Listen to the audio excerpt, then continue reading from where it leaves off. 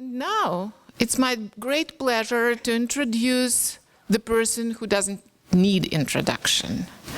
I want to invite Ellendea, Teasley, Proffer to come to take over and to talk.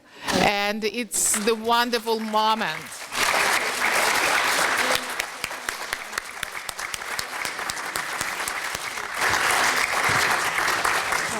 Tell me if you can hear me. Everybody can hear me? Okay, I'm very moved to see all of you here. A lot of familiar faces, some new faces, and Carl would be very moved himself because he loved his friends, but he was also a great propagandizer and enlightener. How much of a propagandizer was he, you ask? Well, every year when we mortgaged our house on Heatherway to pay the printer bills, Wayne, you're here. People are here that can testify to this.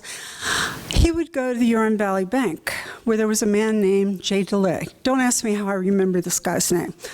Possibly because our life depended on it, I'm not sure.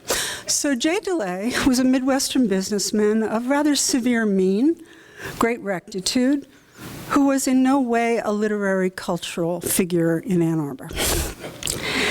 Carl would sit down with Jay, I was there for one of these, and he would tell him what we were doing and why we were doing it. He gave him an education. And he was the same way when his father dragged him to the Rotary Club. He didn't care the audience. He talked about Russian literature. He talked about publishing. He talked about the people we knew in Russia. Now, why did he feel the need to do that? Let me take you back to an analog childhood. Let me take you back to the 50s. I was 6 years younger, so this is not completely my experience, but it's his experience. He was a boy of the Midwest, even though he was born in Buffalo. And he was in Muncie, Indiana. And in Muncie, his brilliant father, who was an engineer for General Motors, who had a much greater career than Carl or I could ever hope to. He went from the factory floor at General Motors at 17 in Flint to the executive in Cleveland. Now, you may not all understand what kind of a journey that is, but very few people did it. He had about 2,000 patents to his name because he was a brilliant line engineer leading to automation. But nobody in the family read. Nobody went to libraries. They watched only the most ordinary movies and TV. Carl was a great student, but he read only the books that he was assigned. But he's growing up in the 50s, and he's a Boy Scout. He's 14, and they're going to have their jamboree in Anaheim, California. And at this jamboree, Bob Hope is going to have a show, but not for everyone. Carl Proffer, young man, on the move from Muncie, went to the Muncie newspaper and said, I'll file a story for you if you give me a press pass that gets me into this show. Now, this is an important story because this was a daring, risk-taking man who had an inherent understanding of certain things that the rest of us did not have. This was never going to happen with me or anybody I know. A 14-year-old saying, give me a press pass. I have the story he filed. So let's go ahead. He's a basketball star in high school. He was 6'3", he was big. But when he got to Michigan, he wasn't big enough. He wasn't strong enough. He was bitterly disappointed. He was second string. First year, he's got to pick a language. Now, at this time, we're in the late 50s, the Soviet Union is important in that we had dreams of bombs. Our generation feared not the Russian people, we feared the Soviet leaders because we sensed they were paranoid. I don't know if we were right or wrong, but this was our reading, just on an everyday level. They were paranoid, and people who are paranoid are capable of attacking you preemptively. So we had fear of Russia. It wouldn't be your first choice for a language unless you were building a career in, say, history or politics. And we also had another thing going on, which was the anti-Soviet rhetoric of the Cold War. Even though we understood the Russian people were a captive nation, it began to irritate us. So by the late 50s to my generation, the 60s, it was like, yeah, you know, demonized nation, but we're kind of sick of hearing this. We'd like to see for ourselves. Can they all be so bad? So Carl is standing in front of the Michigan board with the languages on it. And for Russian, there's an example of the Russian alphabet. And he told me, he looked at it and said, what an interesting alphabet. And he looked at the letter Z. The letter Z is shaped like this. It's like a butterfly. So the известная буква Z is what led him into Russian language. But Russian language is not Russian literature. But who he had at Michigan, because this is such a Michigan story in every way. He went to Bay City for high school. He left Muncie. He was a Michigan boy in every way. He took Russian at Michigan, where Michigan was doing what all Slavic departments did.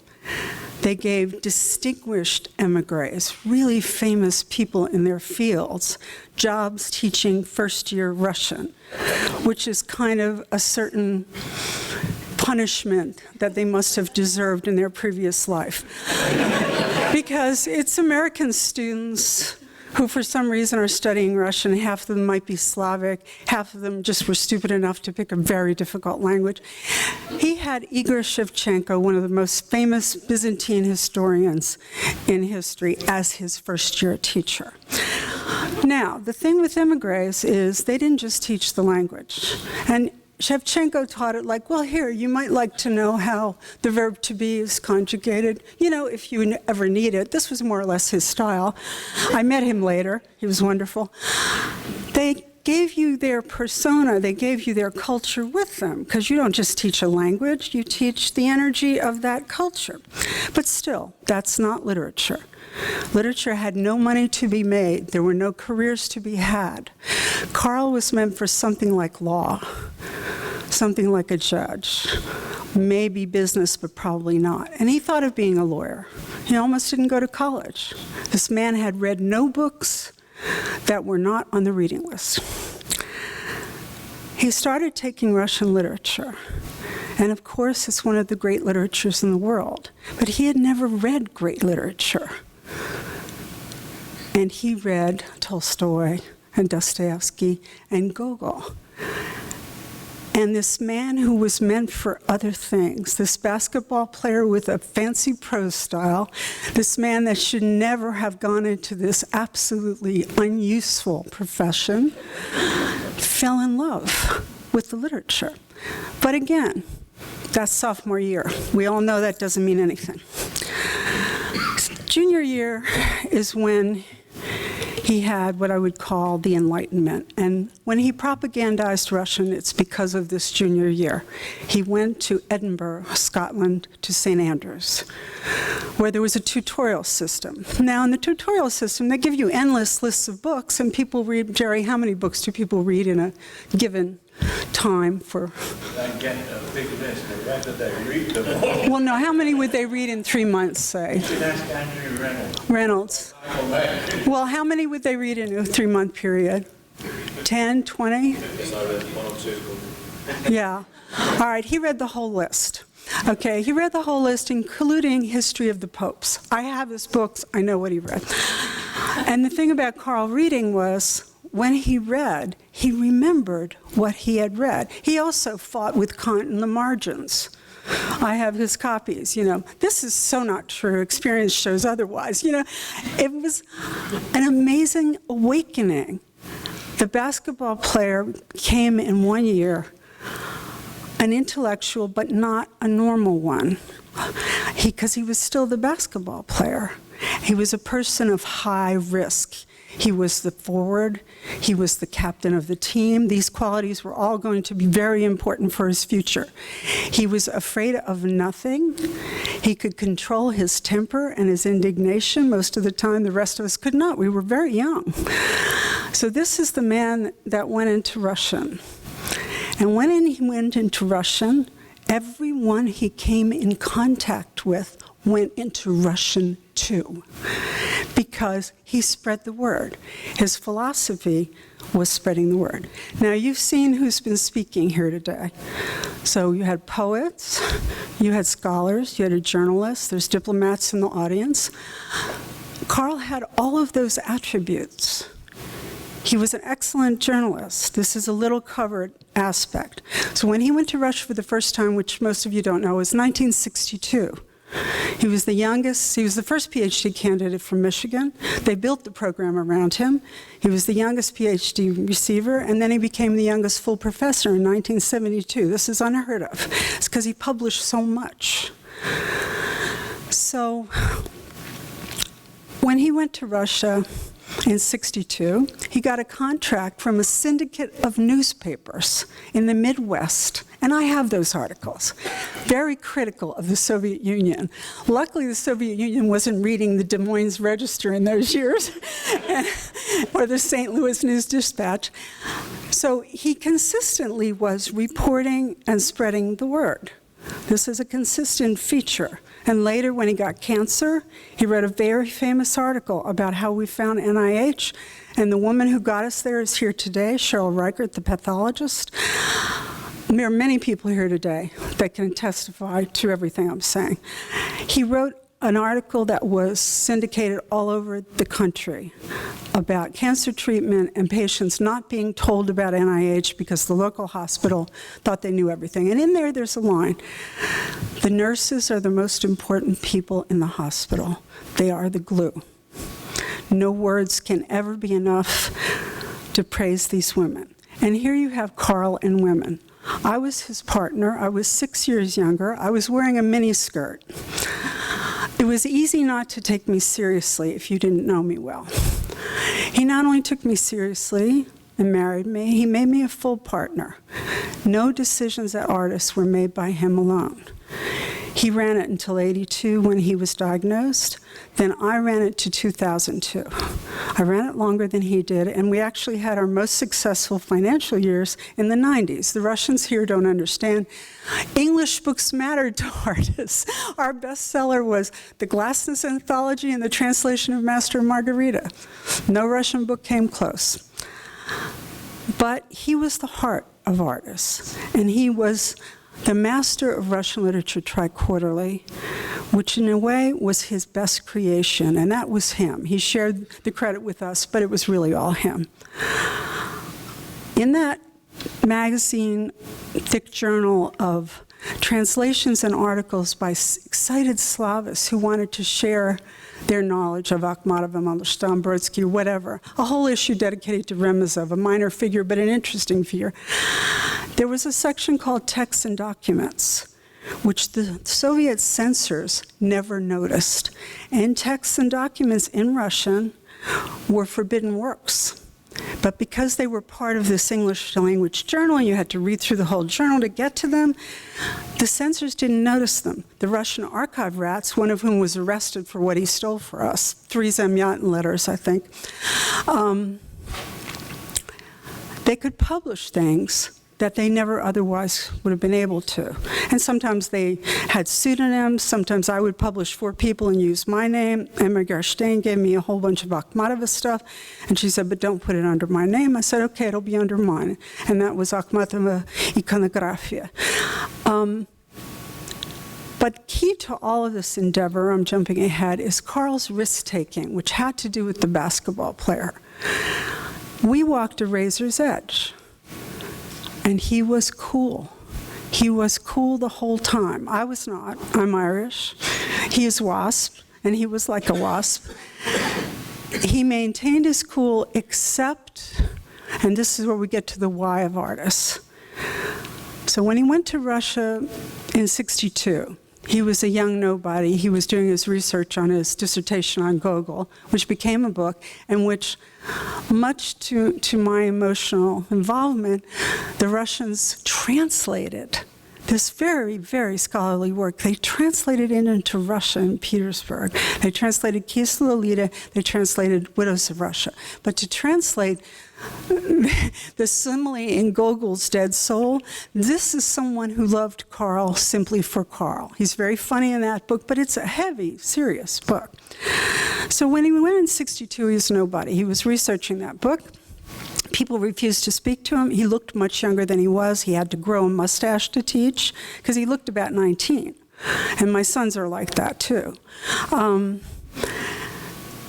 So they wouldn't give him the time of day.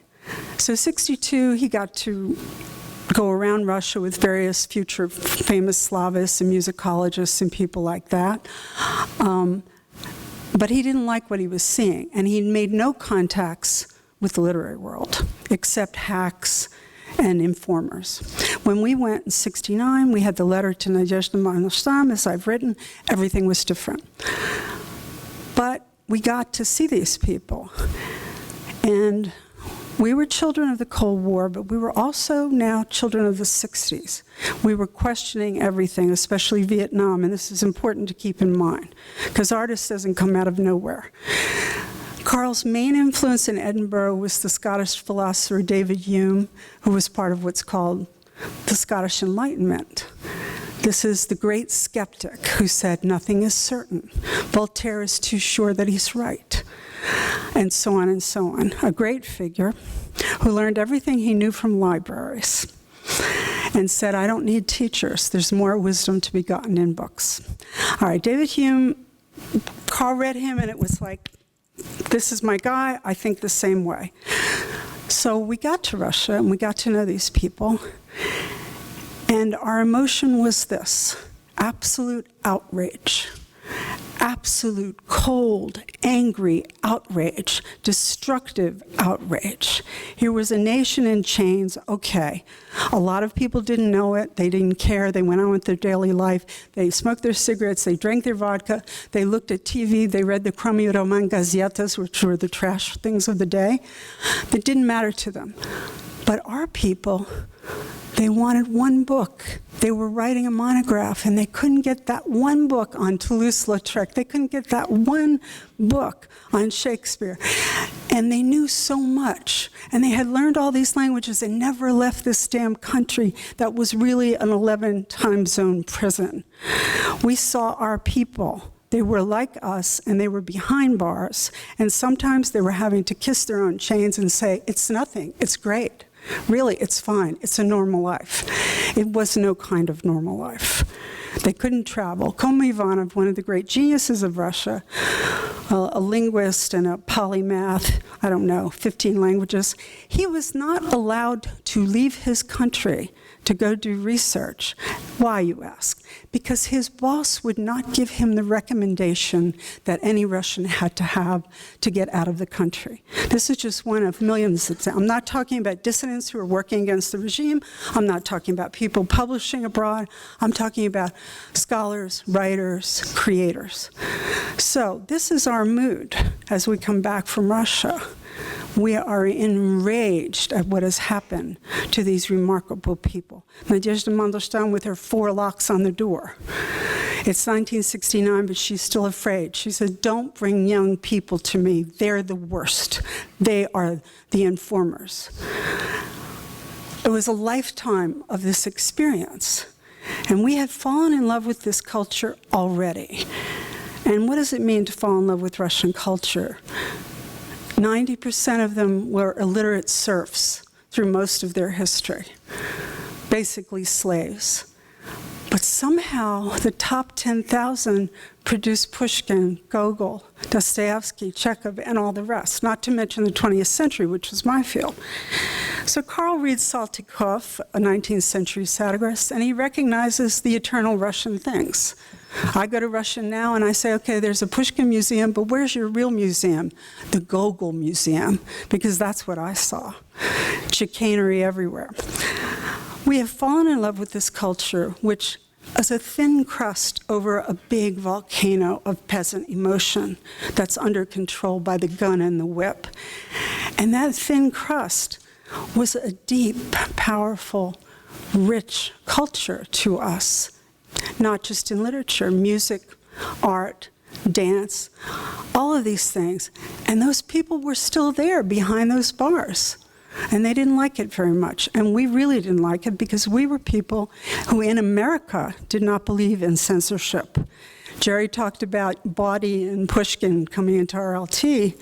Well, that is because we didn't believe in censorship of sexual themes, of political themes, of anything. Now, this was a radical point of view in Russia. It was pretty radical here, but it was really radical there.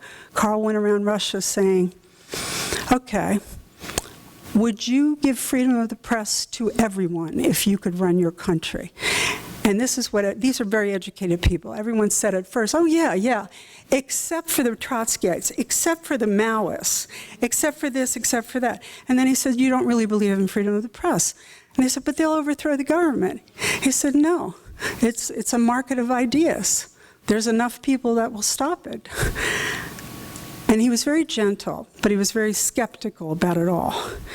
And of course, when we got to Brodsky, there were some big fights about all of this. But, so when we came to start Ardis, this is who we were. We were people that had been horrified by conditions, and all the Russians that accepted us into their lives, they educated us. They instinctively recognized, we were like their Karski, if you know who that was, during the Holocaust. They recognized they could do something with these two young Americans. I was 25, and he was 31. They could do something with us, so they took extra time to teach us about their life, their past, what they expected, what to look for, what was dangerous, and how to look at things from their point of view. And so, in a way, every time we published a book, it went back to them, but they had already, in a way, demanded that book. Not specifically, but we were under commands from this culture that we had fallen in love with. We could not have done one bit of what we did with no money. Most of the presses that you mentioned, Jerry, they got money from the CIA, that's why they had those weird names. We got no money from anyone. Carl's father lent us some money, we paid him back, that was it. But we were on the knife edge. We were mortgaging the house every year, but we had a lot of friends who helped us in Ann Arbor and in other places. And so this culture was feeding us and we were feeding them. And it was never a plan, there was no panorama. And when people talk about artists, you've got to integrate the English books with the Russian. You look at the list of what was done just in Russian chronologically, this means nothing. RLT was the third book we published in the same month that Kamin and my Zoykina Kvartir edition came out. And we were very unserious in the business in the beginning. We found out, as Wayne Johnson could tell you, this is the short-run printing capital of the world. You can print a book cheaper here than anywhere in the world at this point. So these were conditions that came together. Karl could type 110 words a minute. That was very important. Very. It was built on our bodies. We used up our energy, and his energy was phenomenal. And as a person, he was very funny, but he was also serious. And when Russians dealt with him, he was in his three-piece suit. This was a little alienating. I was dressed up too, because our attitude was we would not dress like the proletarians we were not. We would not dress like the Russian intelligentsia. We would be American. Because the Russians were starting to believe, oh, the whole world is like this. Visually, we wanted to contradict that idea that the whole world was like this, because it's easy to go to despair when you're in jail for 70 years. So he was so tall and so capable of silence that it would intimidate people, because he was thinking before he spoke, a rare thing. Certainly, I was never guilty of that. Certainly, the Russian writers who were prima donnas and very voluble, so he's huge, and he's not saying anything, and so you're ascribing things to him. They began to get scared of him, except for the women. Lily Brick fell in love with him. It was pretty shameless. I saw how she, had enchanted many generations. Nadezhda Yakovna just adored him. He didn't have to say anything. He's there, attentive, giving her warmth and understanding, and then periodically saying something that indicates he understands everything, and maybe more, and maybe more. That he wrote The Widows of Russia is no accidental thing. He loved women, and these women were so brave, and they fought to preserve the legacy. And in the end, you know, he fought to preserve the legacy, as did I. So Karl was about enlightenment. Enlightenment had happened to him in Edinburgh. He had changed overnight from a basketball player who happened to study Russian to an intellectual who was going deep into these things. And not just Russian. To do Nabokov, he had to read French literature. He had to read German literature. I mean, it was endless. And he did it. But I want you to consider the daring of someone in his early 20s writing his favorite writer, Nabokov, and approaching him. That correspondence is now published in Russia.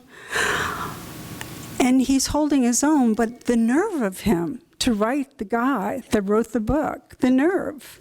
I couldn't have written Bulgakov if he had been alive, although I did drink with Elena Sergeyevna. But he had daring, and he didn't say, now I'm going to jump from the high dive. He never went, no, he just somehow did it. If he thought it, he did it. We were people of action. That is certainly true. Sometimes too much action. And we were moving very fast because Karl Ekbertsky did not think he had a long life ahead of him. So the Enlightenment part was so essential to him that I think he would say to you today, I hope that you've been enlightened by this event, and maybe not just about Karl, and maybe not just about Russian literature. Thank you.